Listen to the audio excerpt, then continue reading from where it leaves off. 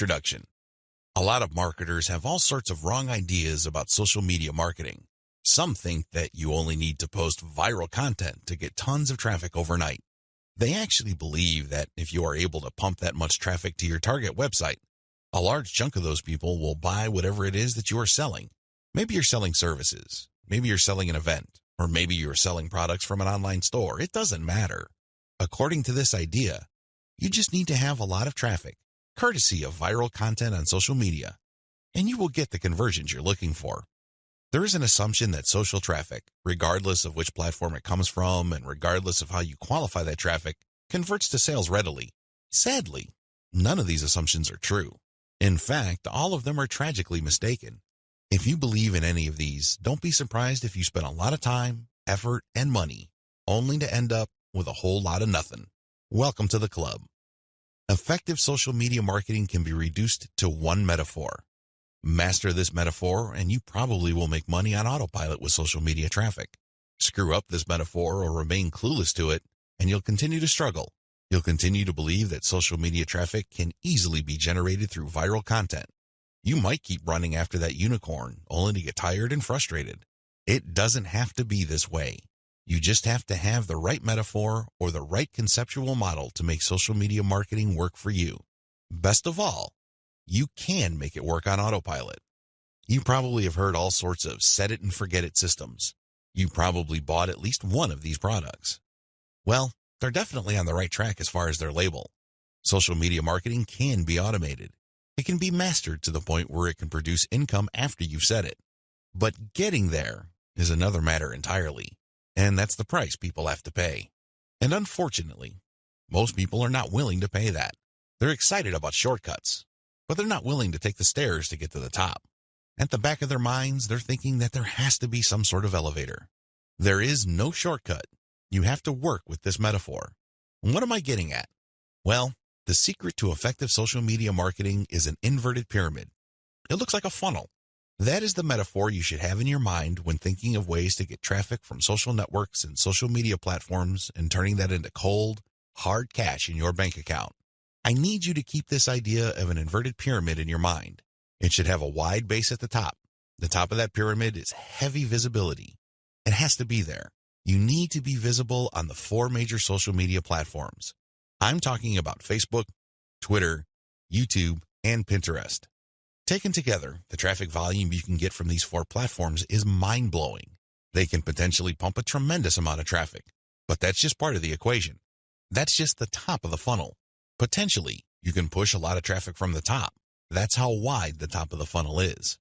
This training will focus on these 4 platforms, but you can pretty much use the tips that I'm going to share with you and modify them to market on other platforms since many of these principles easily apply.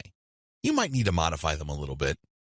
For example, if you were thinking of marketing on Instagram, a lot of the things that I will teach you about Facebook, Twitter, YouTube, and Pinterest can be tweaked to work well on the Instagram platform. Now that you have a clear idea of the heavy visibility that you can achieve with social media, keep in mind that visibility does not mean traffic or clicks to your site. This is a myth. The visibility that I'm talking about means visibility on those platforms. When people share your content within those platforms, you can enjoy a tremendous reach within such platforms. But this does not automatically mean that when you share content on Facebook, people who see your link on the materials shared by their friends would automatically click them. Get the idea out of your head that raw visibility, or as Facebook terms it, reach, automatically translates to traffic. It doesn't work that way. Instead, you need to start with heavy content visibility on each platform. People must see your stuff there. You must achieve a wide enough reach. People may not necessarily click on through to your site, but that's secondary. At this point, you just want your brand to be visible. You just want people to become familiar with your brand. So what's the big deal about visibility anyway? You may be thinking, since visibility doesn't mean actual visitors to your website, what good is it? Think about it this way. When was the last time you saw an ad for the first time and automatically clicked it? If you're like most other people, you probably would want to see the ad show up a few times for you to become familiar with it. You might glance at it from time to time. You might read the description from time to time. But after enough showings, you might seriously think of clicking through. The same applies to your content on social media platforms. Don't expect that just because you come up with catchy titles and nice attention-grabbing graphics that this is enough for you to expect a tremendous amount of clicks to your website. It doesn't work that way. People have to be comfortable enough. Your content has to become familiar enough for them to click on it.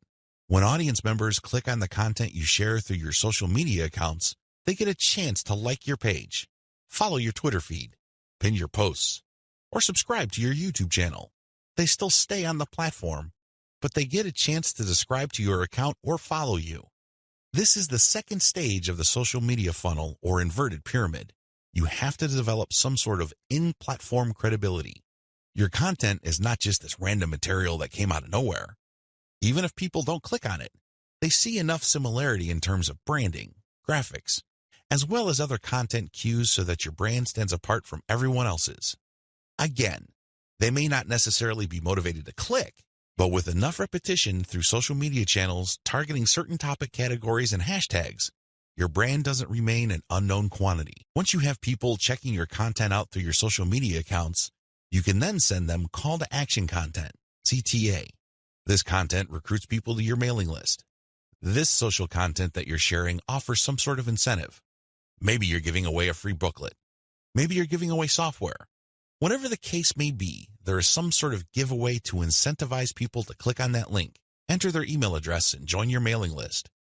Whether you use freebies, special content, special free tickets to an online webinar that's pre-recorded, it doesn't really matter.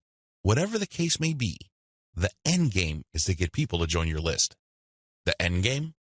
But when you look at the funnel, the end game is to get people to that narrow end of the funnel. At that end, you're not necessarily getting them to click on an ad to buy something. You're doing something far more valuable. Instead, you're calling them to action so they join your list. You are converting your social media reach, meaning the top end of the funnel, to list membership, which is at the very narrow point at the bottom of the inverted pyramid. This is where the magic happens. Once people join your list because you have successfully incentivized them to enter their email on your squeeze page, you get a tremendous opportunity to build a long-term sales relationship. That's really the best way to describe it, because when people give you their email addresses, what they're really telling you is that they trust you enough to want to have a business relationship with you. This means you should not abuse that relationship. You should not send them garbage. You should not send them spam. And by spam, I'm talking about material that is not related to the topic of your list. Stay on message, because if you're able to do this, you would have a tremendous opportunity to shape the conversation and continue to sell and convert your list, not just once, not just twice, but over the long haul. There are many successful list marketers who make 7 figures every single year, and all they have is a mailing list. It all depends on how you build that list, who's on that list, and what you are selling on that list. Regardless of how you cut it, you can turn what would otherwise be a huge amount of social media reach into a loyal list. This is the secret to effective social media marketing. You probably haven't heard this before. I wouldn't be surprised, because the vast majority of social media marketing books out there try to trick you into thinking that you just need to harvest all this traffic from social media so people can click like monkeys on the ads on your website. Maybe that worked when Facebook first launched nationally. It definitely doesn't work today. Sadly, this is where too many marketers fail. They screw this up. Now that you know the secret, here's some bad news. This is precisely the point where too many marketers screw up. When they're sending social media content, they promote their squeeze page directly. Although the squeeze page gives away freebies and incentivizes people to sign up, this is too much too soon. And, not surprisingly, a lot of these marketers burn through a lot of exposure just to get people to their list. Worse yet, when these people join their mailing list, they're completely unprepared. They don't know what to expect. They're not properly conditioned. A lot of them are not even fully qualified to become list members. So what do? They end up doing a whole lot of nothing. This is actually the worst kind of list member. It's much better to just have a very tiny list, because if you have a huge list and almost everybody doesn't do anything to put money in your pockets, you're going to be paying for those list squatters month after month. Alternatively, you might attract list bouncers. These are people who join your list just to get whatever premium you're offering, download it, and then promptly unsubscribe. They have effectively bounced from your list. Effective social media marketing. Effective social media marketing means using your social media traffic and highly effective content shared on social media to build successful relationships. Your email list is going to be the platform you will use to convert the relationships made possible through all that social media traffic. You're essentially creating highly targeted mailing lists using content shared on targeted channels on social media. This is the secret to effective modern social media marketing. The classic way to do social media marketing and why it is a waste of your time.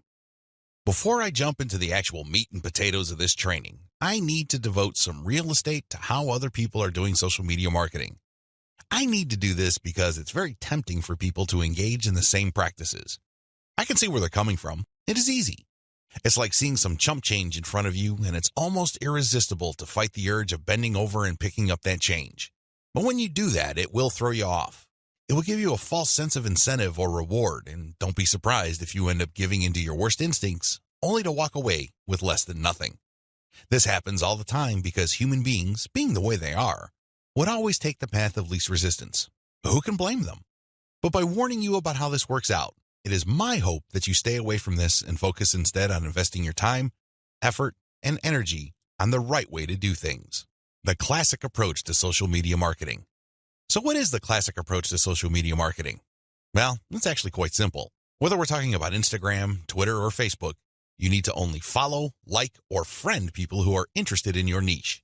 You connect with all these people, and then after you have followed them, a lot of them would actually follow you back. For example, on Twitter, for every 100 follows, don't be surprised if maybe 20 to 30 people follow you back. Now, this is where it gets really bad. Classic social media marketers would then spam their followers. They would just send all sorts of unrelated garbage, and then they would unfollow. Do you see the pattern? Follow, get followed, spam, unfollow. I wish I could tell you that they do this sporadically, but instead, these self-professed professional marketers use all sorts of sophisticated software to do this. Up until a few years ago, this worked like a charm.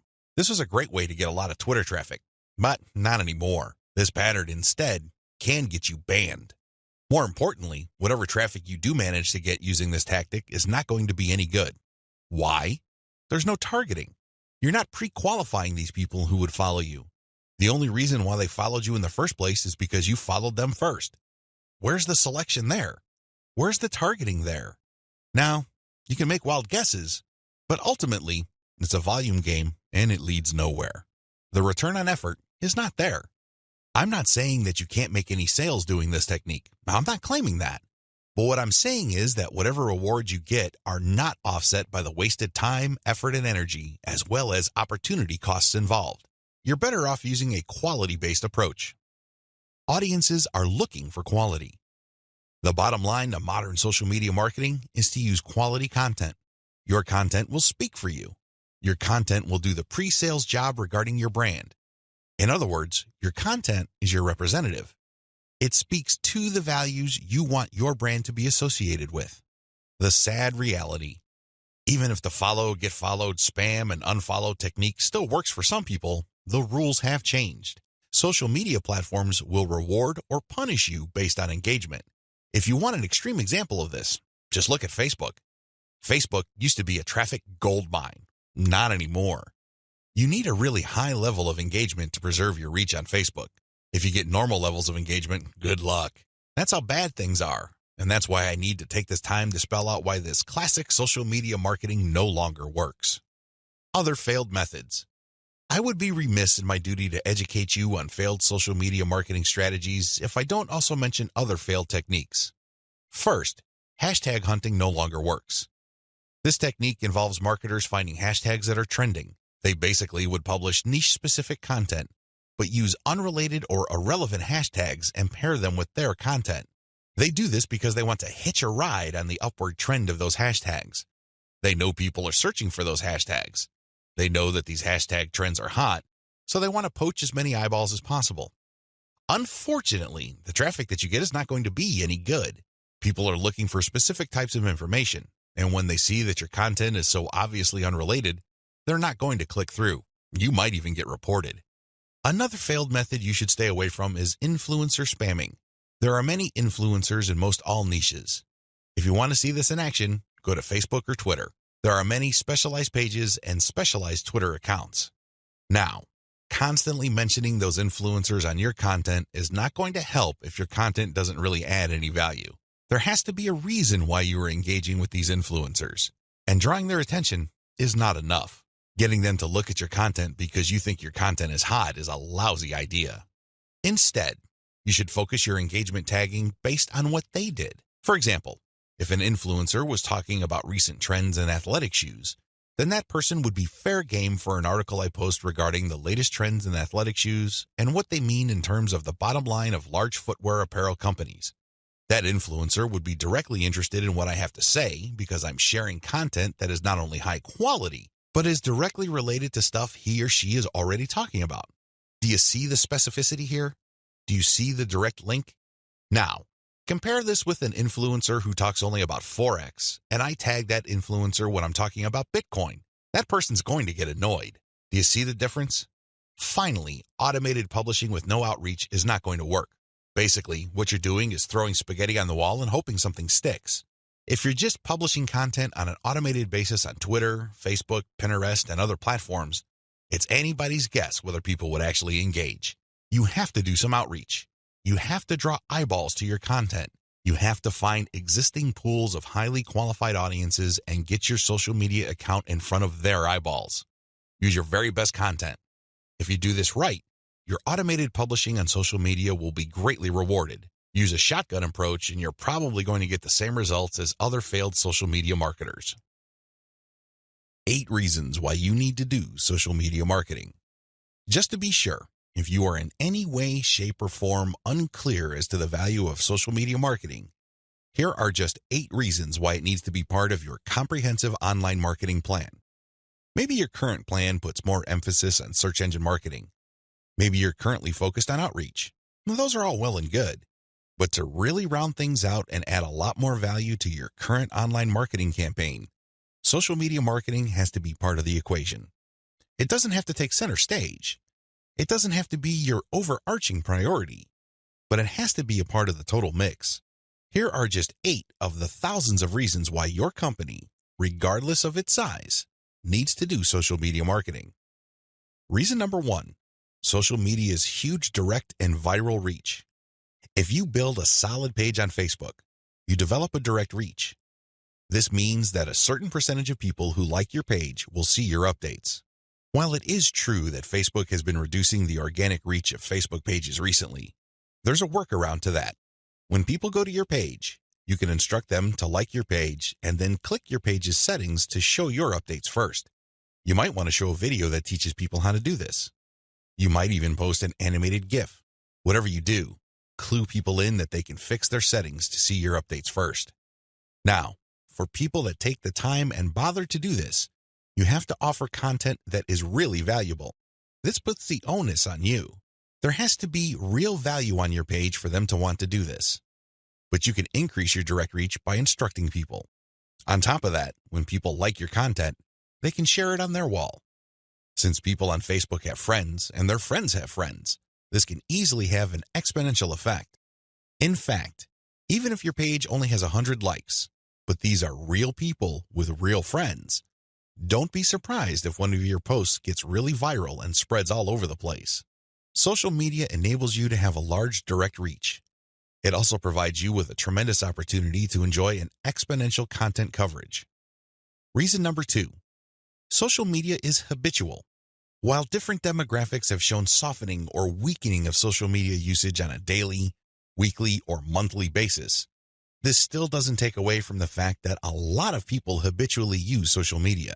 In fact, a lot of people do this the first thing in the morning. When they wake up, they go to their mobile phone or tablet and check their updates. It can easily become a habit. This gives you a tremendous opportunity to get your content and brand in front of many interested eyeballs. Reason number 3, target audiences use different content formats. The great thing about social media marketing is that you're not restricted to just one content format. You're not restricted to video, pictures, links, blog posts, text, or audio files. Instead, different platforms specialize in different formats. And when you create content for one platform, you can easily make different versions of it in different formats to spread out to other platforms.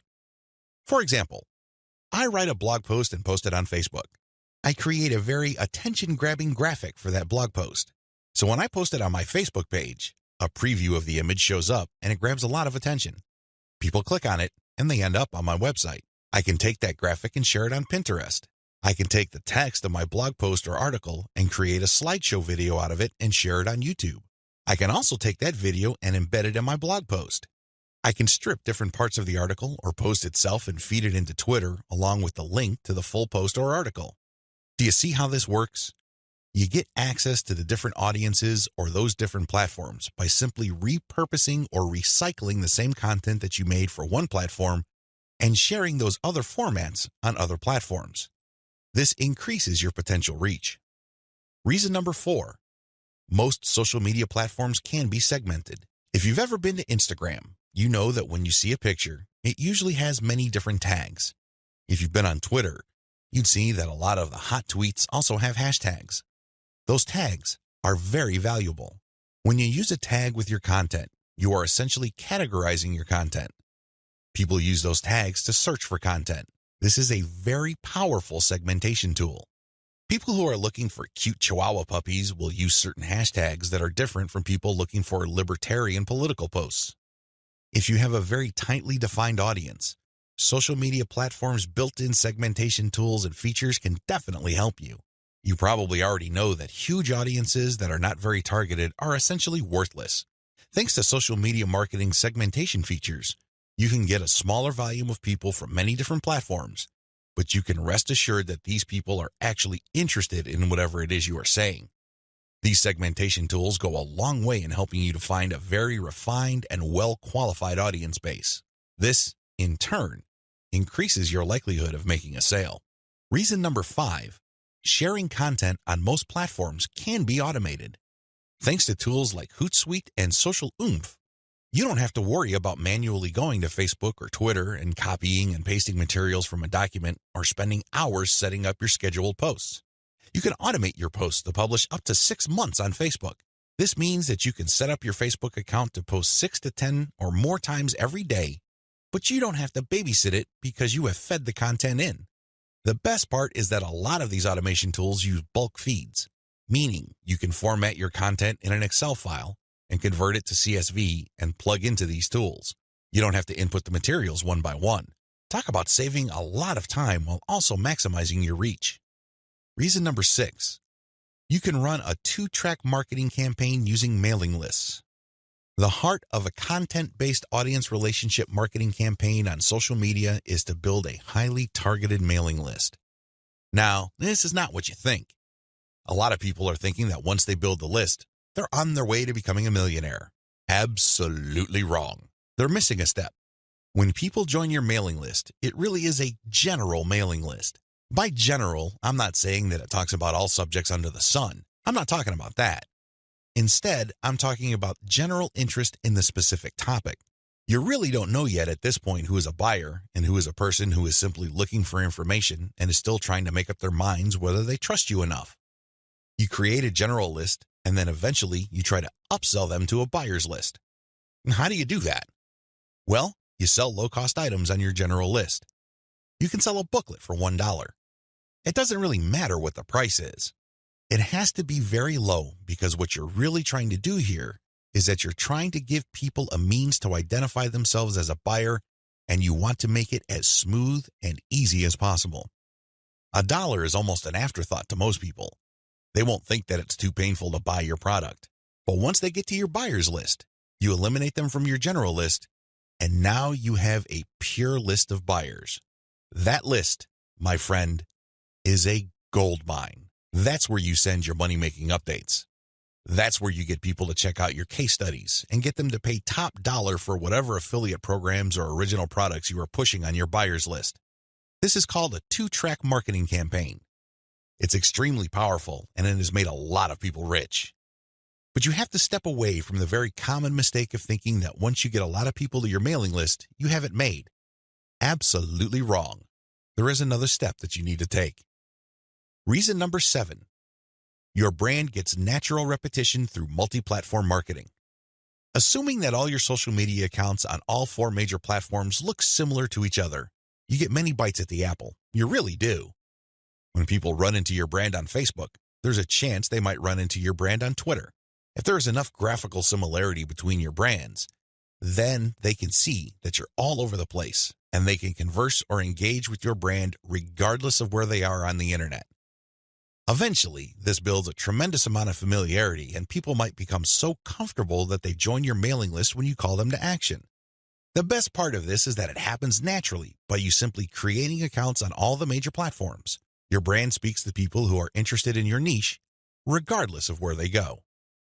Reason number 8. Save money through content repurposing. Make no mistake about it, content generation is expensive.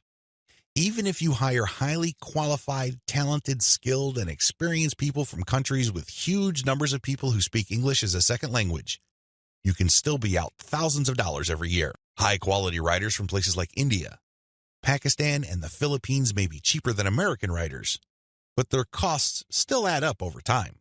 One of the things about social media marketing that really excites me is the fact that you can create content and repurpose it into many different formats. This reduces your cost. If I hire a writer from India and pay that person $1,000 a month, I can get a fixed amount of content. At this point, I can choose to pay that person another $1,000 to get even more content, or I can take whatever content he or she produced and turn them into videos, infographics, or strip them down into questions for tweets. I can turn them into diagrams. I can take the voiceover of the video that I produced and turn it into a sound file. I can even make a slideshow of those materials. Once I have all this repurposed content, then I can share them on format-specific platforms. For example, I can share the slideshows on SlideShare. I can post the infographics on Pinterest. I can post the product shots or general product pictures on Instagram. I can post the questions on Twitter. I can also post the videos on YouTube. Best of all, I can post all the formats on Facebook. Do you see how this works? When you do this, you buy content once, repurpose it, and share it so you get a higher chance of getting traffic or visibility with that repurposed content. You're not creating content constantly. In fact, the name of the game is to produce as little content as possible, but market these high-quality pieces widely. This is how you maximize their value. The old idea of constantly publishing content just to get a few eyeballs here and there is dead. Seriously, that's a one-way ticket to the poorhouse. Your better approach would be to make that content work for you by converting it into many different formats. You then share these different formats on platforms that specialize in those formats.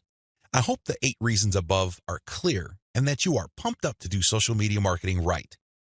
In video 3, we're going to talk about picking a social media marketing campaign that is most likely to produce results for your type of online business. See you there. You need to modify your social media marketing campaign based on your online business type. I know this video is going to throw a lot of people off, but people need to understand this. One of the major reasons why a lot of otherwise intelligent and experienced social media marketers fail to get the results that they're looking for is the fact that they're using the wrong approach.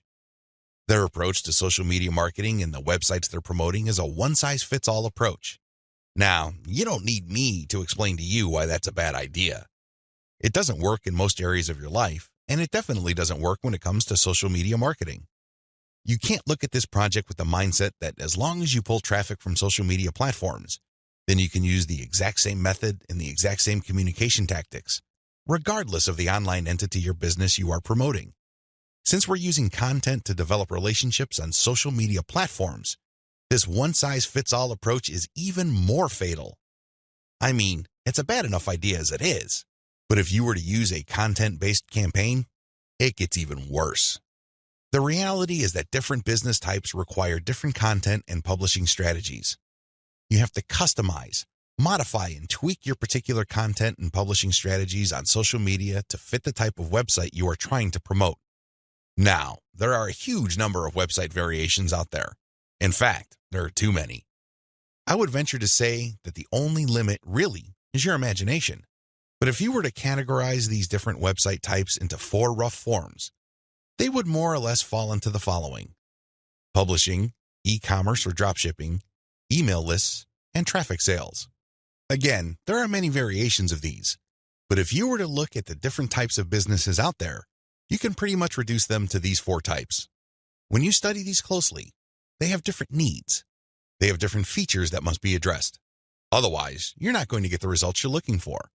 Unfortunately, a lot of social media marketers would try to promote a blog the exact same way they would try to promote a dropshipping or e-commerce website. Similarly, somebody who is essentially just trying to sell their social media traffic is trying to do content marketing like somebody with a blog. It doesn't work. It doesn't make any sense. The bottom line is obvious. Different strategies require different content types. You must start with the type of online entity you are promoting. Are you promoting a blog? Do you have a website that uses a lot of articles? Do people contribute content? Well, you have a publishing website. Do you have a dropshipping online store? Maybe you built it with Shopify and you use Overload to get products from AliExpress. When people buy stuff from your storefront, your software orders the materials from AliExpress and you keep the difference. Maybe you sell from your own inventory. It doesn't really matter. You run an e-commerce website. This is very different from a publishing business. Similarly, if you make your money through your mailing list, you can't market on social media the same way as you would if you had an online store. Again, different strategies require different content types. What do you have available? Now that I've gotten you thinking about how special your specific website target is, I need you to look at the different content types available to you. You need to think outside the box. You need to look at all the available options out there and how you can create content that is tailored to your specific type of online entity. Here are the list of content types you can use to promote different online entities, but your specific focus and specialization should weigh more heavily on certain types of content instead of others. Audio clips, slideshows, infographics, diagrams, blog links, videos. The bottom line, don't just think links. It really freaks me out. In fact, it really saddens me when I see a lot of otherwise capable social media marketers focus almost entirely on spreading their links. They think that this is the end game. Well, yes, links are important. I can see where they're coming from because when people click on a link, that's instant traffic. But you have to understand that depending on the type of target site you are promoting, you would build a tighter brand if you share different types of content. In many situations, you probably would be better off sharing more audio or infographics and diagrams than if you were sharing naked links because people are bombarded with links every single day. You have to pay your dues. You have to become familiar enough to your target audience members using these different content types for them to eventually trust you enough to click on your link. Unfortunately, a lot of people have this in reverse. They start with the links, and when they get desperate, they then use other types of content. At that point, they're a day late and a buck short. Don't do that. Instead, use the derivative content first, and then play up the links.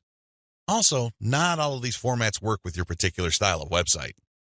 I would suggest that you look at your competitors first and pay close attention to the type of content they are currently sharing. What kind of format do they use? Are they sharing mostly picture quotes? Are they focused primarily on video?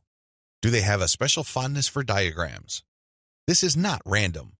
This is actually telling you all you need to know about how to appeal to your target audience members. This is no time to be revolutionary and come up with something new completely out of left field. That's not going to work. There's a reason why your competitors are not doing this. At this point in the game, you should focus on what everybody else is doing and reverse engineer their formats. Once you have established a distinct brand, then you can experiment with different formats, different ways of doing things, and possibly coming up with something that is distinct to your brand. But until and unless you reach that point, you need to focus first on reverse engineering what everybody else is doing. In other words, let them do your homework. Focus on what they're doing right and build on it. Figure out their areas for improvement and come up with a more compelling offer. Pay attention to what they're not doing. Avoid those because obviously it doesn't pay. I hope I'm being clear here. Make sure that your content types as well as your sharing strategies fit the type of business you're in. A little bit of reverse engineering can definitely go a long way. The classic way to do social media marketing and why it is a waste of your time. Before I jump into the actual meat and potatoes of this training, I need to devote some real estate to how other people are doing social media marketing. I need to do this because it's very tempting for people to engage in the same practices. I can see where they're coming from. It is easy. It's like seeing some chump change in front of you, and it's almost irresistible to fight the urge of bending over and picking up that change. But when you do that, it will throw you off. It will give you a false sense of incentive or reward, and don't be surprised if you end up giving into your worst instincts, only to walk away with less than nothing. This happens all the time because human beings, being the way they are, would always take the path of least resistance. Who can blame them? But by warning you about how this works out, it is my hope that you stay away from this and focus instead on investing your time, effort, and energy on the right way to do things. The classic approach to social media marketing. So what is the classic approach to social media marketing? Well, it's actually quite simple. Whether we're talking about Instagram, Twitter, or Facebook, you need to only follow, like, or friend people who are interested in your niche. You connect with all these people, and then after you have followed them, a lot of them would actually follow you back. For example, on Twitter, for every 100 follows, don't be surprised if maybe 20 to 30 people follow you back. Now, this is where it gets really bad. Classic social media marketers would then spam their followers. They would just send all sorts of unrelated garbage, and then they would unfollow. Do you see the pattern? Follow, get followed, spam, unfollow. I wish I could tell you that they do this sporadically, but instead, these self-professed professional marketers use all sorts of sophisticated software to do this. Up until a few years ago, this worked like a charm. This was a great way to get a lot of Twitter traffic, but not anymore. This pattern instead can get you banned. More importantly, whatever traffic you do manage to get using this tactic is not going to be any good. Why? There's no targeting. You're not pre-qualifying these people who would follow you. The only reason why they followed you in the first place is because you followed them first. Where's the selection there? Where's the targeting there? Now, you can make wild guesses, but ultimately, it's a volume game and it leads nowhere. The return on effort is not there. I'm not saying that you can't make any sales doing this technique. I'm not claiming that. But what I'm saying is that whatever rewards you get are not offset by the wasted time, effort, and energy, as well as opportunity costs involved. You're better off using a quality-based approach. Audiences are looking for quality. The bottom line to modern social media marketing is to use quality content. Your content will speak for you. Your content will do the pre-sales job regarding your brand. In other words, your content is your representative. It speaks to the values you want your brand to be associated with. The sad reality. Even if the follow, get followed, spam, and unfollow technique still works for some people, the rules have changed. Social media platforms will reward or punish you based on engagement. If you want an extreme example of this, just look at Facebook. Facebook used to be a traffic gold mine. Not anymore. You need a really high level of engagement to preserve your reach on Facebook. If you get normal levels of engagement, good luck. That's how bad things are. And that's why I need to take this time to spell out why this classic social media marketing no longer works. Other failed methods. I would be remiss in my duty to educate you on failed social media marketing strategies if I don't also mention other failed techniques. First, hashtag hunting no longer works. This technique involves marketers finding hashtags that are trending. They basically would publish niche-specific content, but use unrelated or irrelevant hashtags and pair them with their content. They do this because they want to hitch a ride on the upward trend of those hashtags. They know people are searching for those hashtags. They know that these hashtag trends are hot, so they want to poach as many eyeballs as possible. Unfortunately, the traffic that you get is not going to be any good. People are looking for specific types of information, and when they see that your content is so obviously unrelated, they're not going to click through. You might even get reported. Another failed method you should stay away from is influencer spamming. There are many influencers in most all niches. If you want to see this in action, go to Facebook or Twitter. There are many specialized pages and specialized Twitter accounts. Now, constantly mentioning those influencers on your content is not going to help if your content doesn't really add any value. There has to be a reason why you are engaging with these influencers, and drawing their attention is not enough. Getting them to look at your content because you think your content is hot is a lousy idea. Instead, you should focus your engagement tagging based on what they did. For example, if an influencer was talking about recent trends in athletic shoes, then that person would be fair game for an article I post regarding the latest trends in athletic shoes and what they mean in terms of the bottom line of large footwear apparel companies. That influencer would be directly interested in what I have to say because I'm sharing content that is not only high quality, but is directly related to stuff he or she is already talking about. Do you see the specificity here? Do you see the direct link? Now, compare this with an influencer who talks only about Forex, and I tag that influencer when I'm talking about Bitcoin. That person's going to get annoyed. Do you see the difference? Finally, automated publishing with no outreach is not going to work. Basically, what you're doing is throwing spaghetti on the wall and hoping something sticks. If you're just publishing content on an automated basis on Twitter, Facebook, Pinterest, and other platforms, it's anybody's guess whether people would actually engage. You have to do some outreach. You have to draw eyeballs to your content. You have to find existing pools of highly qualified audiences and get your social media account in front of their eyeballs. Use your very best content. If you do this right, your automated publishing on social media will be greatly rewarded. Use a shotgun approach and you're probably going to get the same results as other failed social media marketers. 10 steps to faster and easier modern social media marketing. In this video, I'm going to give you an overview of the 10 steps I'm going to teach you in this training. This training is a product of many failed experiments. Believe me, if you've been exposed to some type of hot or groundbreaking social media marketing technique or strategy, I've been there. I've done that. This training is a product of all my experiences. I know what works and I know what doesn't. I also understand that people have different skill levels, time horizons, and project resources. I understand the limitations. I understand most people's concerns regarding social media marketing. Accordingly, I've come up with a 10-step program that appeals to most social media marketers, regardless of how small or how big their budget is, and regardless of their skill levels. If you're looking for a truly effective social media marketing game plan that you can set up to pretty much work on autopilot, this is it. Please understand that these steps that I'm going to lay out are exactly that, steps. You need to follow them. You can't skip a step. You can't assume that since I mentioned certain keywords or I'm talking about certain themes and topics that you have mastered this already. I need you to look at all this information with an open mind and pretend you are learning social media marketing all over again. If you don't have that mindset and you are all too eager to skip steps, don't be surprised if the plan that I'm teaching you will not work for you. How can it? You zip through it. You rushed. You skipped through certain key parts. You need to be patient with this program by going through each step. Don't go to the next step until you've mastered the step you're on. I know you're busy. I know you don't have the time, but you need to do this right. Otherwise, you only have yourself to blame if things don't work out. Are we clear? Okay. Here are the 10 steps to faster and easier modern social media marketing. Niche research and targeting. Content curation. Reverse engineer your competition's top content. Create fine-tuned payload content. Market your mailing list right. Unlock the power of repurposed multi-platform content. Automate content sharing. Scale up your targeting. Sell to your list differently. Reinvest your profits the right way. Those are the 10 steps. I know they sound pretty simple. They definitely appear pretty straightforward, but the devil, as always, is in the details. See you in the next video. How to do niche research and targeting the right way.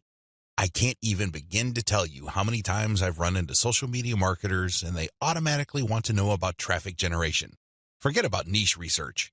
Forget about consumer intelligence. Don't worry about setting up the right site to get in front of the right target audience eyeballs. Let's just skip straight to the good stuff. That's the kind of mindset that I run into all the time. And that's why a lot of people struggle in this game. You have to understand that until and unless you find yourself barking up the right tree, you're just going to be chasing your tail. I know I'm using a lot of dog analogies, but these are the most appropriate. Most people are simply just chasing their tails and wasting a whole lot of time doing stuff that doesn't really add to their bottom line.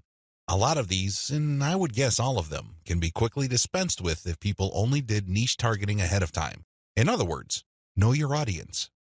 Since you have a clear profile of who your target audience is, the next step is to go to these different social media platforms and find them there. Believe it or not, whatever it is you are promoting, regardless of how esoteric, obscure, or weird it may be, there are already people on social media platforms talking about or showing interest in whatever you are promoting. I know it sounds crazy, it sounds weird, but it's absolutely true. Your job as a marketer is to find those audiences on these social media platforms. The way to do this, of course, is to identify your business's target audience. Sadly, most marketers don't even bother with this. Instead, they just look at social media marketing as a simple task of finding traffic. That's it. That's the name of the game. That's all there is to it. If you want to be successful, you need to be clear about who your target audience is. And believe me, this is not always easy. You're going to run into the temptation of making educated guesses about who your target audience members are. Most of the time, that doesn't work. Thankfully, there is an easier way. The more you take random shots in the dark, making all sorts of wild guesses, the more money and time you will lose. There's a shortcut here. Find your competitors. Seriously, just find them. And let me tell you, regardless of how weird, esoteric, or seemingly unknown your niche is, there will be at least one competitor on social media. Find that organization or business and let them do your niche and target audience research for you. Since they've already started and are already speaking to your audience, find out who your competitors are and look at their social media profiles. Reverse engineer who they're following. Pay attention to who they're targeting. Look at how they categorize themselves.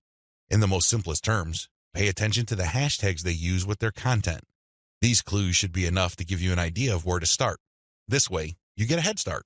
You're not completely stuck in the dark and absolutely clueless as to what to do. Instead, you have some objective, tried and proven information you can work with. Pick your target niche. You have to remember that every business can be positioned in at least one of two ways. The bigger your niche, the more angles you would have at your disposal. You can look at different subsegments of your niche. You need to understand how this works because you might think you have a clear niche, but it may well turn out that there are many different layers or tiers to that niche. There might be different subsegments there. You should have a clear understanding of what your niche is generally and what subsegments exist within that larger niche. Again, you can reverse engineer your competitors to take a stab at this. Regardless, you need to do this. You need to get this information. Now that you have an idea of what your target niche is, go to the different platforms like YouTube, Facebook, Twitter, and Pinterest. Now, look at whether these places have sizable content areas or messaging areas like Facebook pages, groups, Google Plus communities, Twitter hashtags, Pinterest pinboards, and existing YouTube channels. Pay attention to these places and see if your niche is big enough on those different platforms. If you notice that a particular platform doesn't really feature that much content for your specific niche, this is a red flag. The demand may not be there. The audience size might not be worth your while. On the other hand, if you see there's a lot of videos regarding the topics that you're going to be hitting, this may be a good sign. But you need to do another level of analysis. Pay attention to the number of competitors you have. If there seems to be a huge number of competitors fighting over the same niche, then this is going to be a problem. But if it turns out that there's a lot of content targeting your niche, but they're only produced by a handful of people or organizations, this is an encouraging sign. Also, pay attention to how active your target audience members are. Look at the content that's being shared regarding your niche.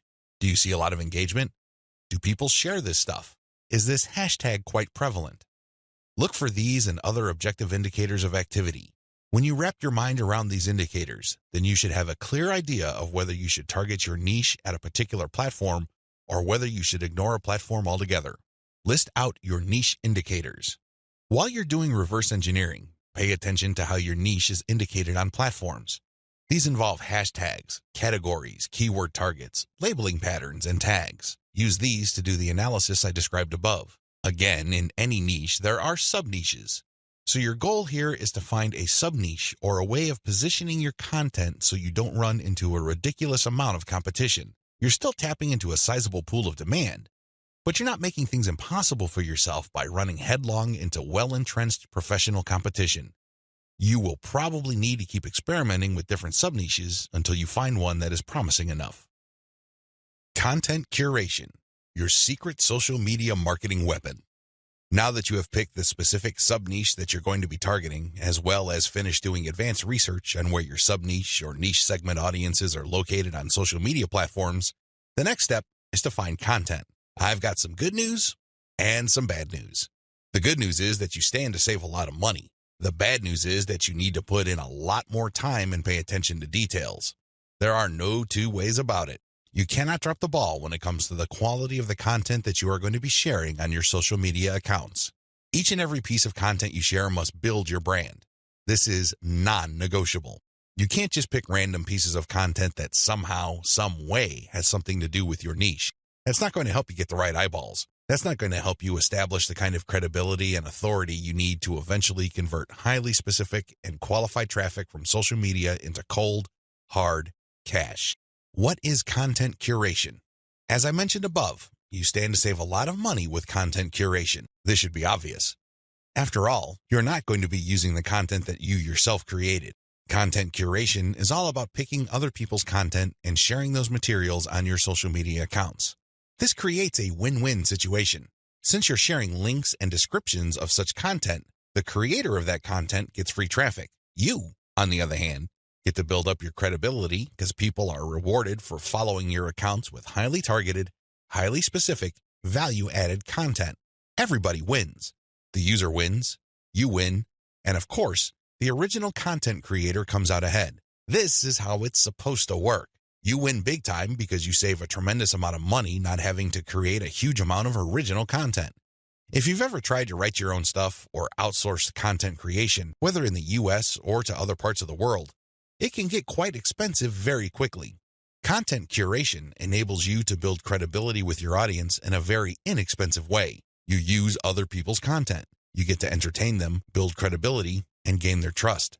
The downside here is the time. Sure, you're not spending greenbacks, but you're definitely going to be spending time. As I mentioned above, you cannot be indiscriminate when you are trying to do content curation.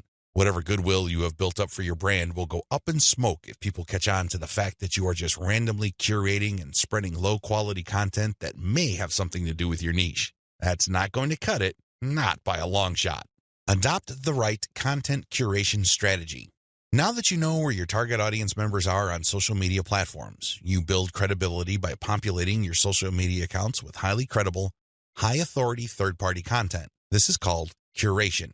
In between those materials, you're going to be sharing your own original content. From time to time, you're going to call people to action to take a look at the incentives you're giving away for them to join your mailing list. This is how you play the game. When people follow you, they are rewarded with top-notch content. It doesn't really matter whether you produced that material or it was written by somebody else. Your followers get rewarded for following your account. They get niche-specific material. Eventually, you build trust with them because you only send them the very best materials. They start paying attention to your own materials. More importantly, they start noticing the content you share, which actively encourages them to sign up to your mailing list. This is the key. You intersperse your own original content. You create an impression of quality in their minds because you're sending only the very best third-party content. You then mix in your own original content, which is of the same quality as the other stuff you're sending. Eventually, they warm up to your brand, and this is where your call to action content comes in. You call them to action regarding the freebies you're giving away. Maybe you're giving away software, a booklet, discount codes, or even a full-blown book. It doesn't matter. You are ethically bribing them to enter their email addresses so they can download the incentive. That's how you build up your mailing list. On top of all this, when people join your mailing list, you call them to action to share the emails that you're sending them. Maybe you should ask them to forward that email to their friends. Maybe you would want them to copy and paste the material and post it on their Facebook wall. The best part to content curation is that it's very easy to automate. Seriously. This is one way of content promotion that is very automation friendly. You only need to get the URLs of the third-party content that you're curating and plug them into an Excel sheet. You then convert the file into a CSV file, which is then imported by social media scheduling tools like Hootsuite and Social Oomph. You don't have to manually enter anything. You don't have to schedule everything by hand. You can do all of this through software. Isn't that awesome? You get to build credibility while at the same time minimizing work. Now, with that said, you need to pay special attention to the content quality. High attention to detail is the key.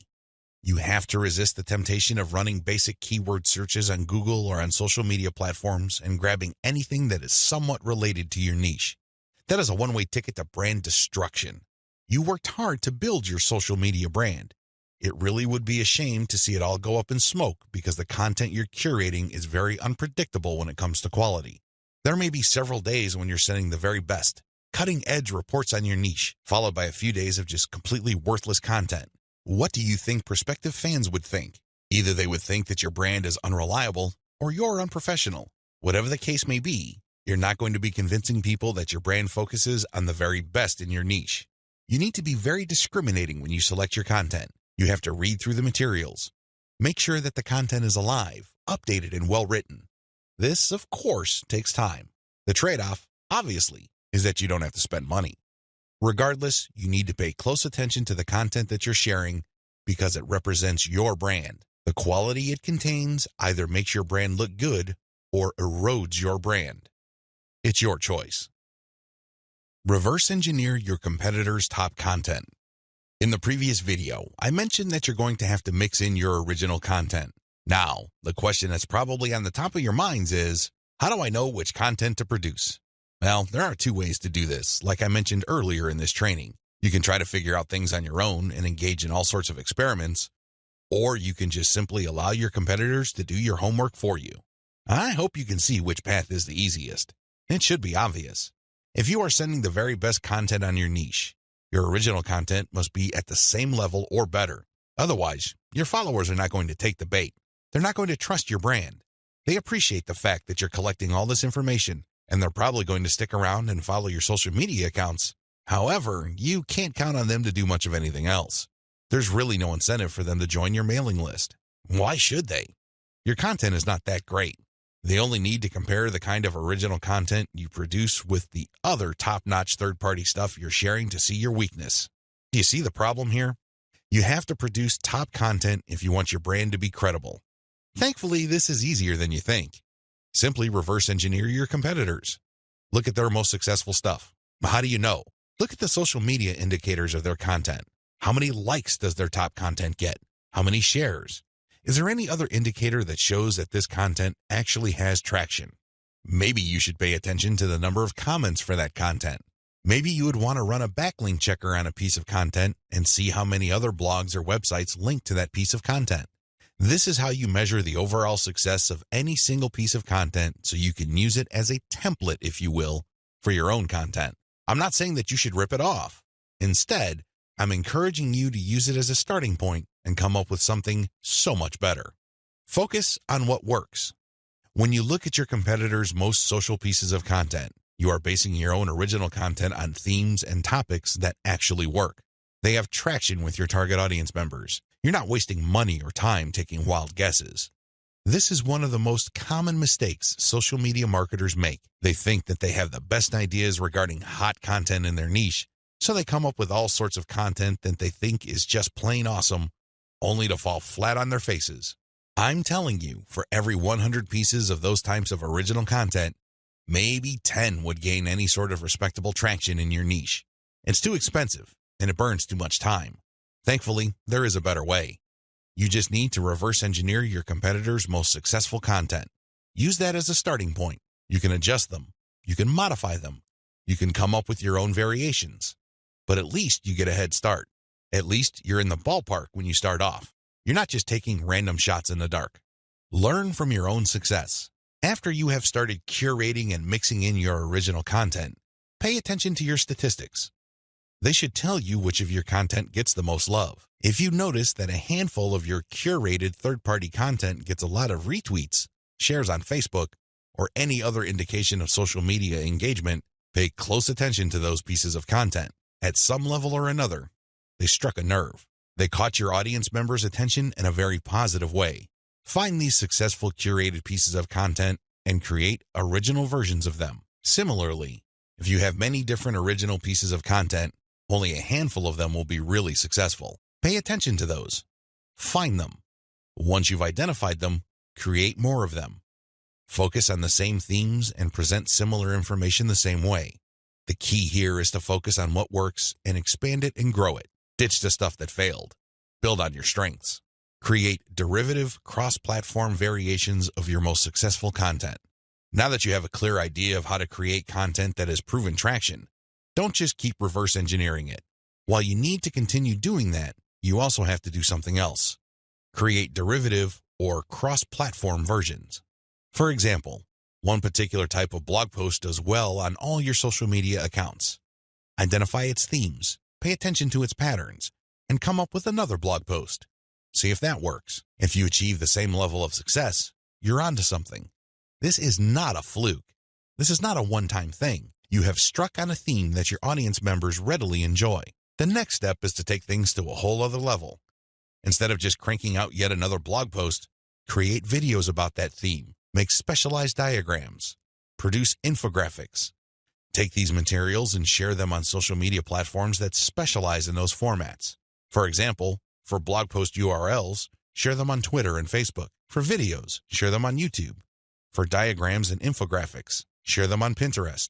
Drilling even deeper, look at your hottest blog posts and strip out key questions and use these as leads or titles for tweets. Tweet the same content several times over the course of a week. Of course, don't drop it all in 1 hour, but space them out. Still, when you use the right questions, you become very visible on Twitter. Pair these with the right hashtags. The bottom line, the great thing about content curation is you save a lot of money, but you are also positioning yourself to build on your strengths. You focus on things that you're doing right and figuring them out so that you can predictably produce successful content. Now, this is not going to happen overnight. You have to keep experimenting until you find the right themes that consistently work with your audience. Fine-tune your payload content. As I have mentioned previously, you can come up with your very own content based primarily on the social signals of the top-notch third-party materials you are curating. Put simply, when you are going through your research, you will keep coming across certain pieces of content which get a lot of engagement on social media. These are all the objective indicators you need to understand that you are looking at high-quality, high-demand content. At that point, you can come up with your own version of that content. You can use it as a template, so to speak. Another approach would be to just do curation first. You just take all the high-quality third-party content with great social signals and put them all on auto-publish on your social media accounts. You run this curation campaign for several weeks. Soon enough, you will see a pattern. Eventually, you will see that some of these materials get a lot more engagement than others. At that point, you can then come up with your own version. Personally, I pick my own content using both methods. If I'm in a hurry to get people to sign up to my mailing list, I do the first method.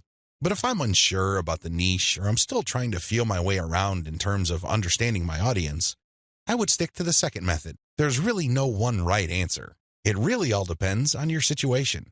The great thing about the second method is that you are picking out your original content strategy based on what actually works in terms of your social media accounts. You have to understand that even though high-quality third-party content may have a lot of objective social signals, those signals may have been generated in different contexts. Maybe the original publisher was doing something that you may not be doing. Do you see how this works? Still, you can definitely do the first method if you're in a hurry. But if you have some time to spare, you might want to try the second method. Do curation first, let it run, and then pay attention to your statistics. You should be able to see a pattern. In fact, based on my experience, content that tends to do well often falls within a narrow range of themes. In fact, in some of my campaigns, almost all of the content that got a lot of love from the internet was focused on one question. That's how focused your audience's needs may be. You should pay a lot of attention to the following. Look at the engagement of the content and the click-through. A lot of social media marketers drop the ball at this point. They think that it's all about engagement. I'm telling you, regardless of how many likes, shares, or comments a piece of content gets, if people don't click through, those engagement signals are not worth much.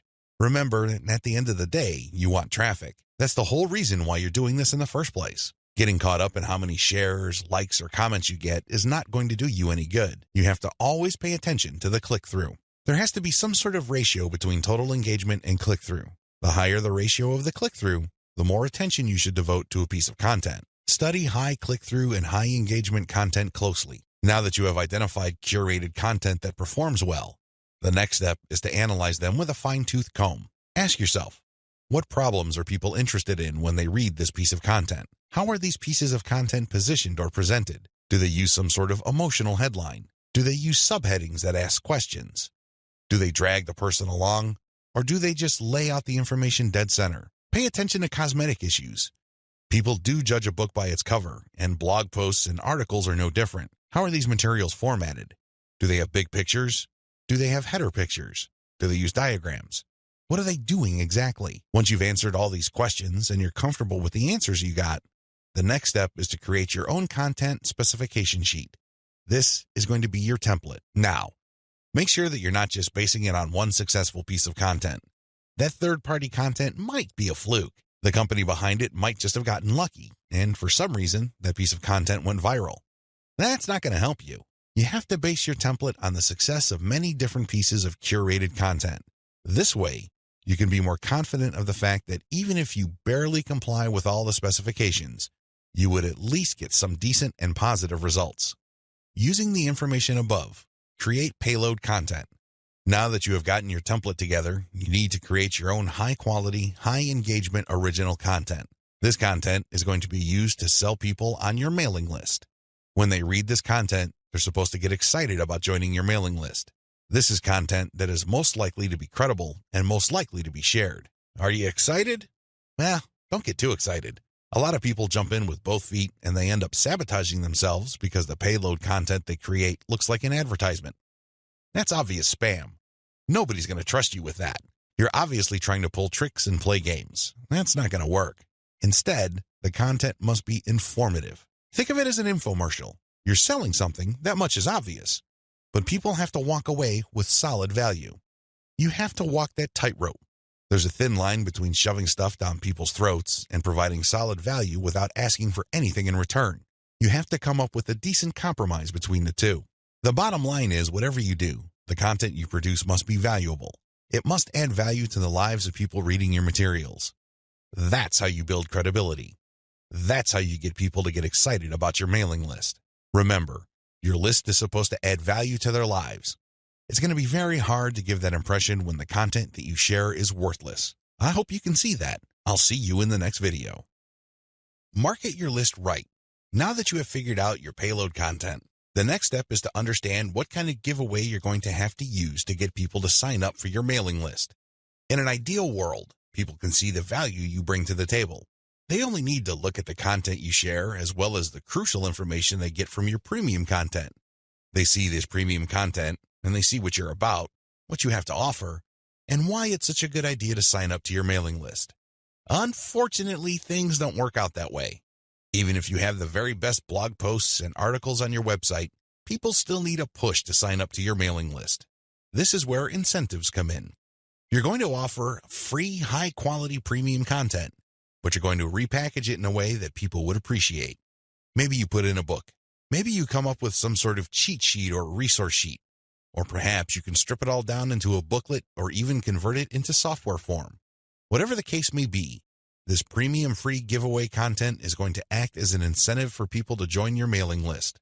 They get a copy of whatever it is you are giving away for free in exchange for their email.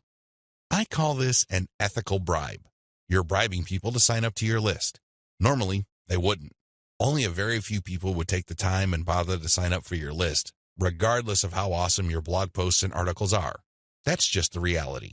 Finding out what to use as an incentive. I hope you can see the logic behind giving away freebies so people can sign up to your mailing list. People need a push. People need some sort of extra sweetener to get the deal going. They need something extra to get them off the fence and onto your mailing list.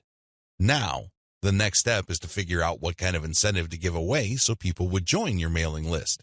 The good news is, you don't have to start from scratch. You don't have to take wild guesses. You don't have to take shots in the dark. When you pay attention to your top-performing original content, you should have all of the information you need to come up with a compelling incentive. For example, if you run a gardening blog and you notice that a lot of people click on share and otherwise engage with your content on tomatoes, it's probably a good idea to come up with a free giveaway book on how to build your own inexpensive tomato greenhouse. You see how this works? Pay attention to your best-performing original content. Look at the questions they answer and look at the questions they fail to answer. This way, you can use your popular content as a launching area for your incentive content. You let your readers know that if they need more information, and they will because the content that they're enjoying or missing certain items, they should click on this link. That link, of course, is your squeeze page. The squeeze page advertises your giveaway and lists out the reasons why people would want to download that giveaway. It's pretty straightforward. You're just offering premium content that your other freely available content is already pointing to. They're pointing to that content because they don't contain that material. They do a good job of building credibility and authority. They do a great job adding value to the lives of your readers, but it's also obvious that there are certain parts that are missing. For those extra materials, they have to sign up. It's absolutely free. It doesn't cost them a dime, but they need to sign up to your mailing list. This is how you set up your mailing list. It has to be closely tied to your premium content. Coming up with incentives or freebies that look like they came out of left field because they're unrelated to whatever it is you're currently doing is not a good idea. Chances are quite good that you're going to fail. When you come up with incentive content that is directly related to the materials you're already sharing, you create a feeling of value. There's also a feeling of exclusivity. After people have seen your content and have become aware of what you are and what your brand is about, you let them in on a special premium. This is a special deal that other people who haven't accessed your brand have no idea about. Position all your original content to push your mailing list first. To play up the value of your incentive content, you first have to promote the value of the mailing list. I know this sounds counterintuitive, but if you think about it, it makes all the sense in the world because, in reality, it's the mailing list they're signing up for. The freebie that you're giving away is just a bribe. It's intended to get people to enter their email address and nothing more. If you were to use all your original content to play up the fact that people can get this additional content, don't be surprised if people sign up to your list and quickly unsubscribe because they really don't care about your list. Again, you're walking a tightrope here. On the one hand, you want people to get excited about the premium you're giving away for free in exchange for their email address. On the other hand, you want people to see the value that they would get by being members of your mailing list. This is how you should play it. All your original content should push your mailing list first. I'm not saying that you should not tie it into the incentive, but your original content should highlight the fact that when people join your mailing list, they will continue to get valuable information. This is the key, because when you use your tried and proven content to push mailing list membership, people are less likely to join your list and immediately unsubscribe. They are aware of the value that the list can possibly bring to their lives. You then play up the premium content as part of the membership. In other words, it's an extra. It's not the main focus of the list. Keep the list separate from the premiums you use to get people to sign up to your list. I hope this is clear because you want to play up the list first, but it must be obvious that you are using the premium content, whether it's a free book, a booklet, a cheat sheet, some sort of pre-recorded video, or something else, as a means to get people to make a decision. That's the bottom line. You want the incentive to push people to make a decision to join your list, but all your original content, and your website by extension, should push the reader to see the value of being a list member. A lot of social media marketers completely blow this. They think that it's all about marketing the incentive. Well, to continue with the example I raised earlier, what happens after you get people to sign up to your list in exchange for the greenhouse guide? That's right, nothing. Why? You played up the value of the greenhouse guide to such an extent that people are clueless as to what other value they would get from your mailing list. Indeed, don't be surprised if people start reporting your list as spam after you start sending them updates. They were so focused on getting the free book that the updates from your mailing list completely took them by surprise. This happens all the time because of faulty messaging on your blog or website. You cannot afford to play the game this way. You worked hard to pull all this social media traffic to your site. You spent a tremendous amount of time, effort, and resources to build a solid brand. Unfortunately, you're dropping the ball if you market your mailing list this way. You must sell the list first, but the incentive must be used to push people to make a decision. This is the proper order of priority. Anything else will fail. Set up your squeeze page for maximum social appeal. As I mentioned earlier, you should use your content to push your mailing list. You should use your content to upsell your squeeze page. But this doesn't mean that you can get away with badly designed squeeze pages. It's not going to cut it.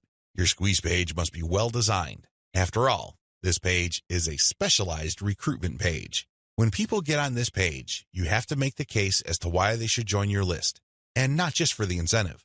While the incentive takes a big chunk of the real estate of a squeeze page, you should be clear about the fact that people are signing up to your list. With that said, you have to make your case. Why should people bother with your updates? Why should people stay on your mailing list? What kind of value would they get? Remember, people are always asking what's in it for me. Your squeeze page must answer that question effectively, clearly, and powerfully. Your squeeze page must be well designed enough to be able to make that connection, while at the same time, it must be easy to market on social media. Maybe you should have a graphic on your squeeze page that can be easily posted on Pinterest. Maybe you should have a video on your squeeze page that can be easily shared on YouTube. There are many ways you can go with this. What's crucial is that your squeeze page must be social media ready. At the same time, it should also do a good job of recruiting people. Set up the right confirmation page. When people join your list, thank them and make them feel welcome. You also have to clue them in regarding the content they should expect to receive. Make them feel that they just did the right thing. Make them feel that they solved a major problem. Not only do they get access to the digital freebie you're giving away, but they're also going to be receiving valuable information regarding a particular topic that they have problems with. This is how you sell the list. Simply hyping up and over-promoting the premium is not going to help you convert social media traffic into cash. That's just not going to happen. You have to sell the list. You have to build trust in the list. Unlock the power of repurposed content. I've already described this in an earlier video, but this topic is so important it deserves its own standalone video. When you create original content for your blog or website, you already know that this content has some sort of traction in your niche. You already know that there is a significant amount of demand for this particular type of content. Not only did you base your decision on the social signals of your reverse-engineered competitors' content, but you're also picking out content choices based on your own statistics. In other words, you're basing your best content on tried and proven material. You're not taking shots in the dark. You're not taking wild guesses. You're not crossing your fingers and hoping that something sticks. Instead, you have based your decision on what actually works. Congratulations, but you shouldn't stop there. Once you have noticed that this content really performs based on the amount of clicks as well as the social media engagement it gets, the next step is to repurpose that content, turn them into other types of content, and reshare them on platforms that specialize in those content types. For example, if your blog post is getting a lot of retweets and clicks, you might want to strip the blog post into questions. This isn't all that hard because if you look at any type of content, it consists of answers to questions. The questions may not be obvious. The questions may not be plainly stated, but the content is meant to address certain concerns. These concerns can be reworded into questions. Strip your most powerful and best performing content into a series of questions. Each question then is linked to the article or blog post that answers it. Tweet these and pair them with niche-specific hashtags. By using automation tools, you can rotate different questions that essentially promote the same piece of content. Since you're rotating hashtags, there's a high chance that different people looking for different segments of your niche would become aware of your tweet and possibly click through. Another thing you can do is turn your article into slideshows. Each article brings to mind many different mental images. Come up with different pictures for each of the topics raised by your article and create a simple slideshow using PowerPoint. Share these PowerPoint presentations on SlideShare. You can also use other tools to create a video from your slideshows. Once you've created these videos, you can obviously share them on YouTube. Alternatively, you can look through the issues you raised in your blog post and turn them into infographics. Infographics are essentially stripped-down graphical forms of articles or blog posts. They focus on the most important points you raised and make them easier to understand by the viewer by converting them into pictures. Share these infographics on Pinterest. Finally, you should make sure that all your blog posts or articles have a nice header picture. This way, when you load the link on Facebook, a nice preview shows up. It grabs eyeballs and people are excited to share the content. On Facebook, you have a wide range of content formats to choose from. You can share links, videos, infographics, photos, diagrams, and even audio files. After you share materials on your Facebook page, you should then get the link to that post and then share that Facebook page link in Facebook groups that cater to your niche or a related niche. This is how you unlock the power of repurposed content. If you play the game this way, you spend less time creating content and more time promoting. Promotion is the name of the game. You may have great content, but it's not going to do you much good if people don't even know it exists. For every hour you spend creating content, you should spend 10 hours promoting that piece of content. This is how you build up a successful mailing list. This is how you create a solid brand on social media. Start with powerful content, but create different versions and spread it on many different social media platforms. Use automatic content sharing. Before I get into content sharing automation, I want to highlight one other important reason why you should repurpose your content. If your audience members keep seeing that you talk about the same stuff over and over again, chances are you will lose them. People want to hear new stuff. People want you to explore other related needs of theirs. They don't want you to basically keep recycling the same stuff over and over again. Unfortunately, that's precisely the kind of risk you're running if you simply focus on giving people more of the same successful stuff. You know that a particular content theme works. You know it gets a lot of engagement. You know that it draws a lot of clicks. It's perfectly natural for you to want to keep recycling that same theme. Don't do it. Focus on the very best way to present that theme and stick with it. Just do it a few times, but focus more on repurposing. This way, when people get into contact with your content, they can see that you are talking about something that appeals to them, but in different formats. They are more likely to pay attention. They're more likely to click through. They're more likely to share. Keep this in mind when it comes to repurposing. Don't think that Video 11 is completely optional. It isn't. You want your social media feeds to consist of highly successful content as much as possible. It really would be a shame to figure out what works, only for you to get lazy and just focus on text content. I'm sorry to say it, but text content can only take you so far, which brings me to content sharing automation. Since you're going to be sharing a lot of content, and much of this content being third-party as well as original and repurposed content, you're probably going to have your hands full if you decide to do this manually. First of all, since you're going to be covering many different platforms and sharing different formats on those platforms, you have a lot of forms to fill out over and over again. Sure, you may have created an account, one for each of those platforms, but submitting to those places requires you to fill in forms. Posting on Facebook involves form filling. Now, if you really don't have that much content to share, this should be barely manageable. But if you're looking to maximize your visibility by publishing on your social media accounts several times a day, you need to automate. Unfortunately, simply plugging in information into content publishing tools is not going to do you much good. You have to know when to publish. Believe it or not, the vast majority of your target audience members check their Facebook, Twitter, Pinterest, and YouTube accounts within a certain block of time every single day. Post outside of that block of time and you miss the eyeballs of the vast majority of your audience members. Sounds good so far, right? Well, here's the problem. Different audiences have different time preferences. How would you know? This is where experimentation comes in. First, you're going to have to share your content randomly at different times of the day. As much as possible, share content every hour. Set your content automation tools to publish every hour. Let this run for about a week or two. After the experimental period is over, check your stats. Facebook Insights, for example, will tell you when most of your page fans checked out your content.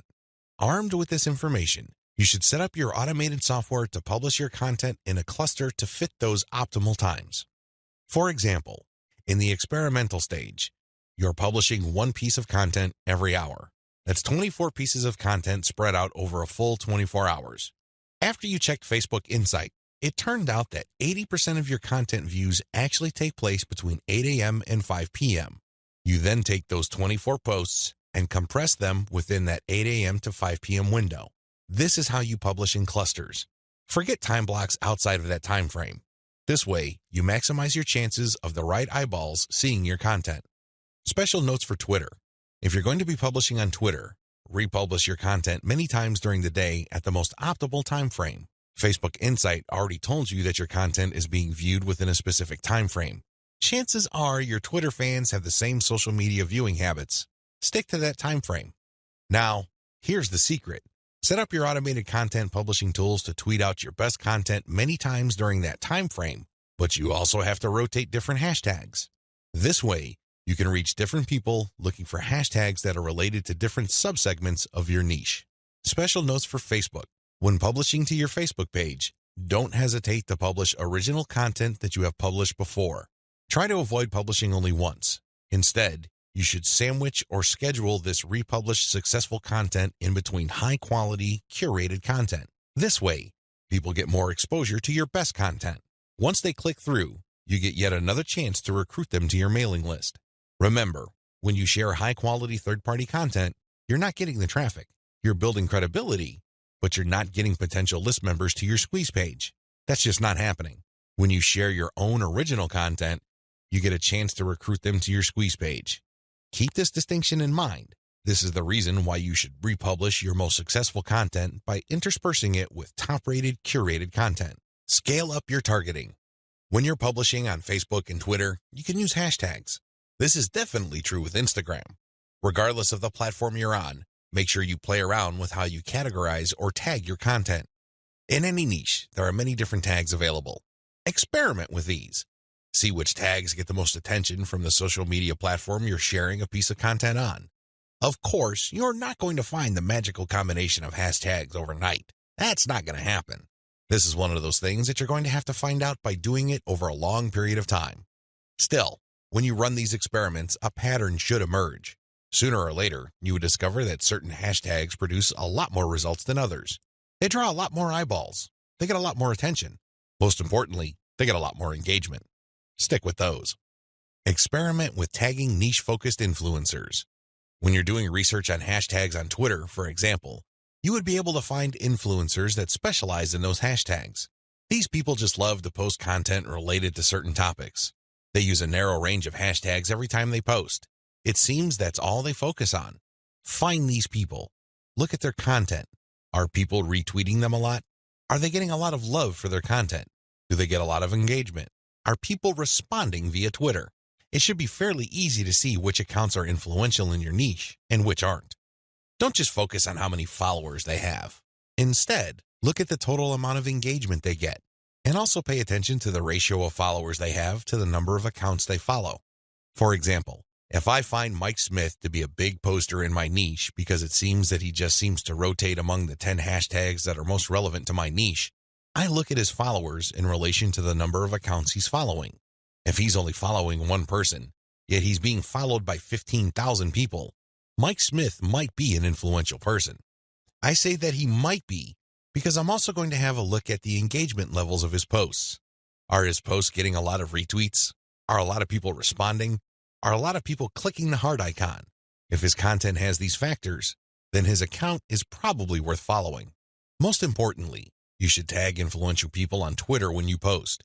You use your most powerful hashtags and you mention them in your post. This can help you get on their radar. These people would be put on notice that you are also sharing content that is similar to the stuff that they are interested in. If they check out your stuff and they like what they see, don't be surprised if they share your content with their following. Engage with them. Let them know about your questions or suggestions. In fact, you should engage with them so much that you can possibly create a relationship where they would publish your guest posts if they're bloggers, or discuss whatever it is you're doing on their social media platforms. At the very least, when you partner with them, they become part of your content distribution network. In fact, a lot of them can even get you interviewed on influential blogs in your niche. Don't think that influencer engagement is simply restricted to tagging people. That's just the beginning. That's actually the tip of the iceberg. They can do so much more for you. You just have to continuously engage them and be social. This doesn't mean that you have to kiss their butt.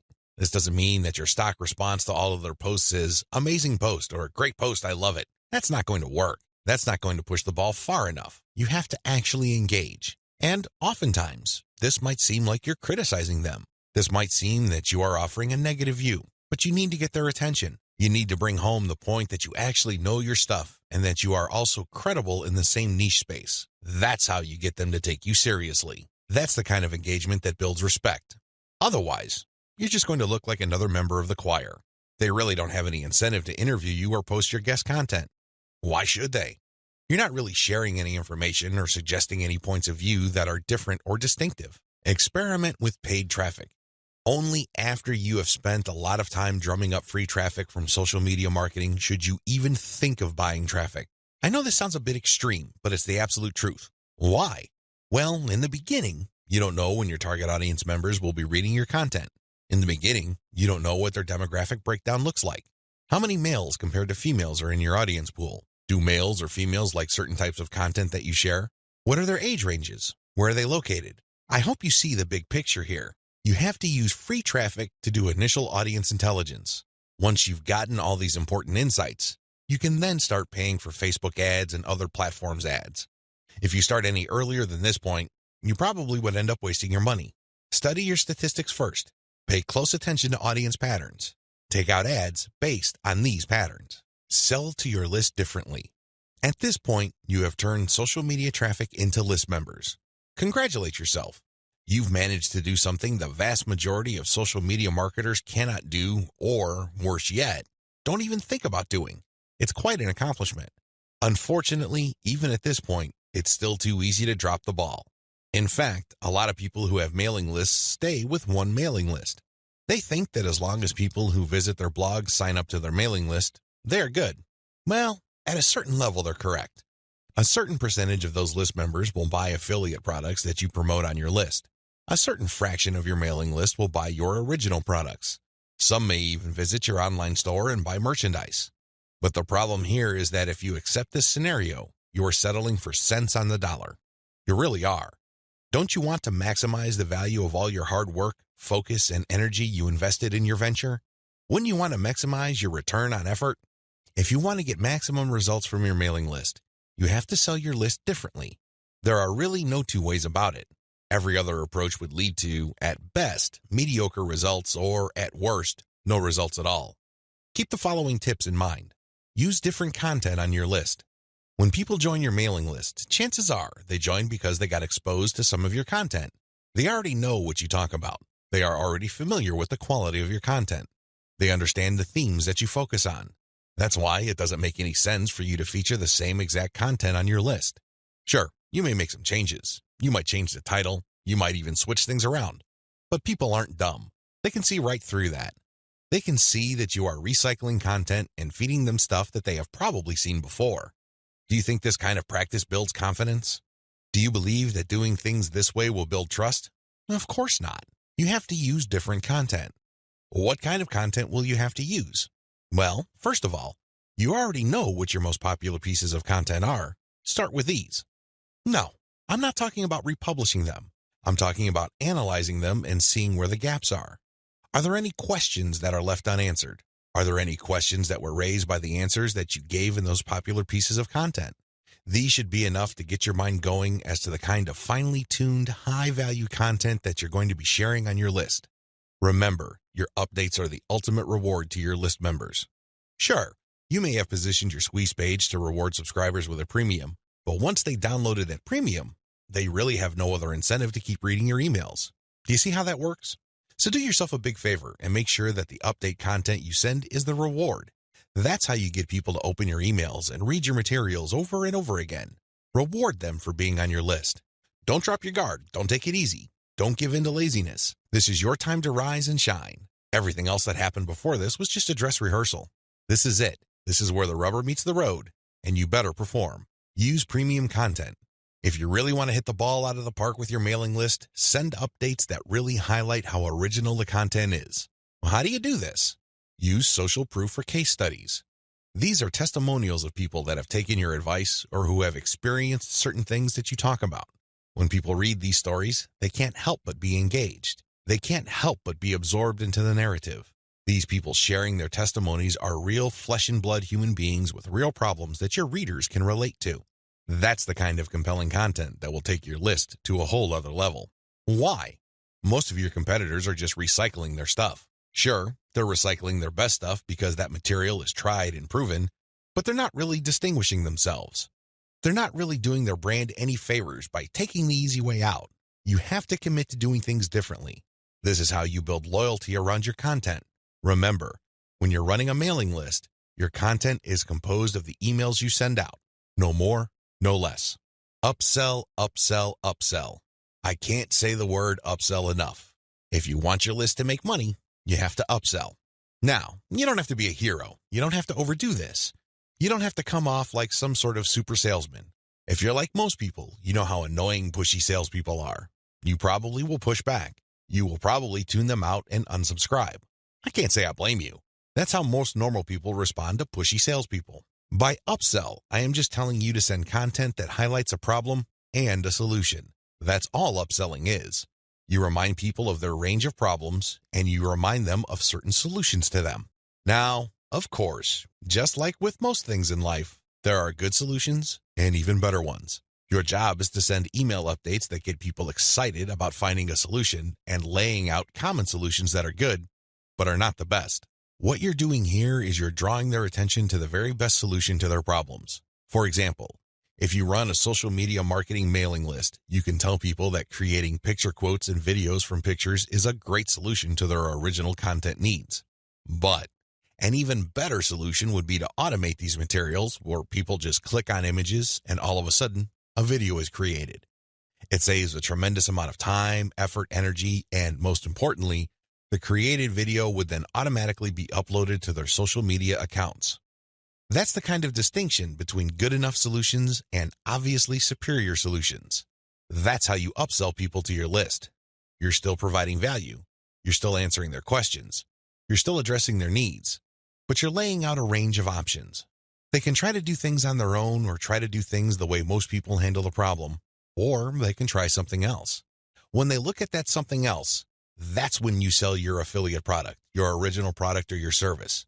Regardless of how you do it, you need to upsell, upsell, upsell. I wish I could tell you that this was easy.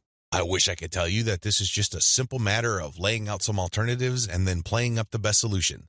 The best solution, of course, pays you a commission and you make money off each sale. Unfortunately, it's not that easy and it's not that simple. Here's the reason.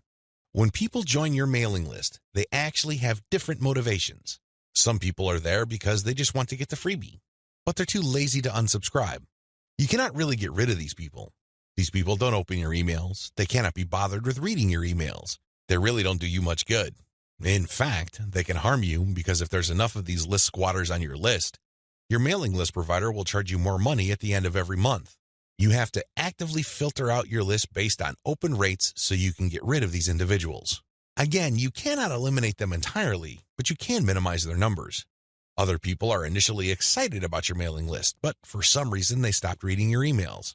Even others constantly check your emails, and they really love what you have to share, but the problem is they feel that your premium offers are simply too expensive. Now let me clue you in on a secret. When somebody tells you that whatever you're offering is too expensive or too unaffordable, what they're really trying to say is that you haven't completely sold them on it yet. Alternatively, you haven't completely filtered them yet. Either they're not motivated enough or you did not give them enough reasons to be motivated. Regardless, they're still on the fence. You need to push them off the fence. Expert salespeople know this because in the big scheme of things, there's no such thing as unaffordable. If you talk to somebody and you convince that person that they absolutely need to buy your product, there's really no difference between a $10 product and a $1,000 product. They will get that product because you have elevated their perception of that product to the realm of need. People take care of their needs first. Their wants are often left at the back burner. I hope you understand this. I hope you get this. It's not because your affiliate product is too expensive in absolute terms. Instead, it's because you have failed to either qualify the prospect or make your case. And this is why simply upselling by itself is not going to work. You have to take the next step, which I'm going to describe below. Use the $1 list filtration method. You have to filter your list members into two groups, interested people and interested people who buy. These are two totally different groups of people. Now, please understand that just because people open your emails religiously, it doesn't necessarily mean that they would buy from you. Like I said above, maybe you did not present your case properly. Maybe you did not qualify them properly. This $1 list filtration technique that I'm going to teach you enables you to filter your list members properly. What you would do is, instead of trying to upsell people to $19.95, $34.95, or $349.50, or any other similarly priced products, everything that you're going to be selling on your general list will be priced $1. No more, no less. By general list, I'm talking about the list all people who sign up to your mailing list get on. This is your default list. I want you to treat this general list as your starting list. This is kind of like the vast, unfiltered, generic mass of people who are interested in your brand.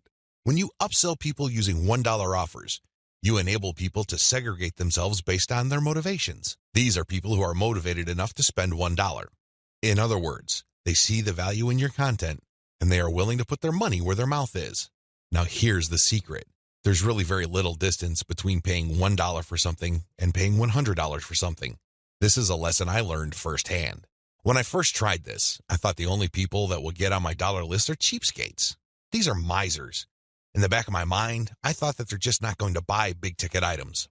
Boy, was I proven wrong. If somebody is able to psychologically hurdle the distance between 0 and 1, they can, given enough exposure and enough content, hurdle the difference between $1 and $100. This is not theory, nor is it speculation. I see this all the time with my own two eyes. Your job is to filter your general list. You're basically telling people, when you run these $1 offers, to prove to you whether they are just interested or truly interested. This is a self-segregating mechanism. Use it. People who sign up for your general list are interested in quality content. That's what they're there for. But only a fraction of them would actually be willing to pay money. You make your money off this golden fraction. You use your buyer's list to make real money. Again, you have to sell your list differently. This applies to your two types of mailing lists as well. Your general list, they get quality information that is distinctive like social proof and case studies along with upsell messages. Your buyer's list, on the other hand, gets more in-depth material with higher value upsells. Again, if somebody's willing to go from $0 to $1, you have a tremendous opportunity to get that person to go from $1 to $100, $1,000, or whatever amount you want. Now, keep in mind that the higher the dollar value, the lower the conversion rate, but you get the point. You have to get people to segregate themselves based on their readiness, willingness, and eagerness to buy. And since $1 is essentially friction-free, this list filtration method works like a charm. Reinvest your profits the right way. By this point, the $1 filtration method has enabled you to make a decent chunk of cash every single month from social media traffic. The next step is to create a business. At this point, you might be feeling that you're just engaged in a hobby. It's a well-paid hobby, but still a hobby nonetheless. This too can be a trap. This can hold you back from the great success that you could otherwise achieve with social media. How do you turn the information that I shared with you into a platform for a business that can withstand the test of time? Simple. Reinvest your profits the right way. Move into other niches after you master your system. This training helps you identify your target niche. I've also given you the techniques to do well in that niche using social media traffic. Once you've made quite a bit of money on your niche and this money comes in month after month, you have to think big. You have to look into other niches that are related to your current niche. This thinking is actually pretty straightforward. If you have already mastered your niche to the point that you're making automatic income month after month, then you can apply the same system to other niches that are closely related to the one you're in. This is how you scale up your business. Instead of just one stream of cash, you build many different streams of cash based on the system that you mastered. You know what hashtags to target. You know what kind of content gets eyeballs. You know how to present information on social media. You know how to promote a mailing list. These and many others form part of your system. It really would be a shame to restrict that system to just one niche. Once you've mastered those, find niches related to those and grow into these other fields. Highly successful list marketers don't just operate one list. They operate dozens, and this translates to 6, if not 7-figure incomes year after year. If they can do it, so can you.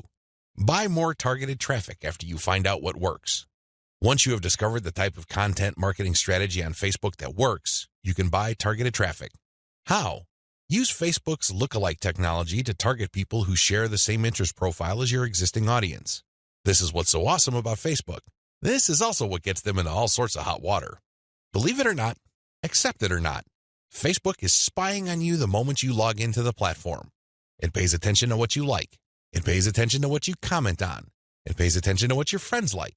And it makes all sorts of predictions regarding your behavior and your interests. Accordingly, if you like certain topics, it creates an interest profile. Facebook's lookalike audience technology enables you to find people who haven't visited your Facebook page who share the same interest profile as your current fans. Talk about an amazing technology. Take advantage of this. It enables you to show your brand in front of eyeballs who are more likely to appreciate it. Invest in more original content. You might want to invest in original content. If you're already making a decent profit from your current system, you might want to take things to the next level and add a whole lot more value to the lives of people following your brand on different social media platforms, as well as in your blog or website with original content. Now, this doesn't mean that you have to roll up your sleeves and write everything yourself. You can hire professional writers to do this. Thanks to global outsourcing, you can get high-quality original content from places like ozkey.org without it costing you an arm and a leg. You can get high-quality content that truly engages your audiences without it killing your profit margin. Invest in more content updates. This advice really flows from the previous point I raised. If you're going to be investing in more original content, automatically you will be investing in more content updates. You will have a lot more original materials to share. These two actions go together. Regardless, you need to step it up in terms of content updates so you can pack a lot more value. Invest in your original products. When you're started out setting up this system I teach you in this training, you probably would be focused on affiliate products. You get an affiliate from an affiliate program, you market that link on your email updates. When somebody clicks on that link and buys something, you get a commission. Pretty straightforward, very simple. Well, if you really want to make a lot of money, you have to turn your back on affiliate marketing. You really do. Instead, you have to sell your own stuff.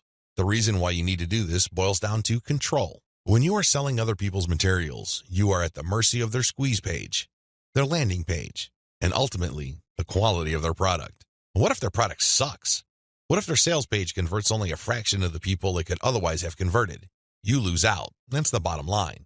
If you want to maximize your control over your income, you need to invest in your own original products. Thankfully, outsourcing is always available to you. You can outsource to professional companies like Ozkey.org or other specialized content producers to help you produce high-quality original materials for cents on the dollar. Sell your own video-based membership courses. The main problem with product sales online is, by and large, you're selling the item once. Somebody clicks the buy button, they pay, they get access to the download link, and that's the end of the story. They already have the product. They can enjoy it, they can throw it away, they can do whatever they want with it. But the transaction only took place once. Wouldn't it be awesome if people keep sending you money every month? Wouldn't it be great if you get recurring income? Well, that's exactly what you can enjoy when you sell your own video-based membership courses. For example, if you have a gardening blog, you can set up a video-based course where you teach people the ins and outs of garden cultivation. Every single month, each member's PayPal account or credit card account is billed a certain amount. You don't have to lift a finger. And this goes month after month after month until they cancel. The best part? You shot the videos once, yet you make money off them month after month. How awesome is that? This is called passive income. And the great thing about this is that you don't have to stick with video. It can be any kind of membership.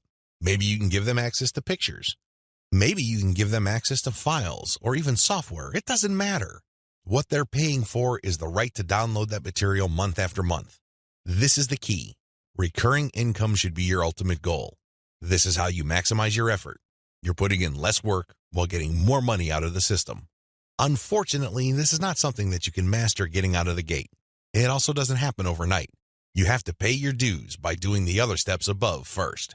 Conclusion. Social media marketing confuses a lot of people. It definitely leads to a lot of dead ends if you let its myths get the better of you.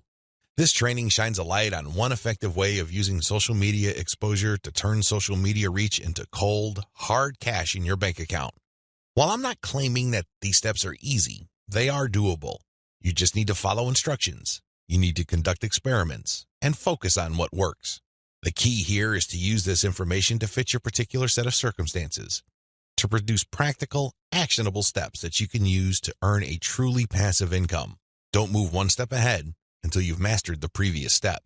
Now that you have all the information that you need to succeed, please understand that none of this will make you rich if you let it stay in your head. Not in a million years. You have to take action on them. You have to get that sense of urgency that you need to make this information a reality. The longer it stays in your head, the less likely your finances will change. Give yourself a deadline. Commit to a firm start date. Once that date comes, start. You don't have to be a hero. You don't have to hit a home run the first time you step up to the plate. As long as you're making a small step forward, that's good enough.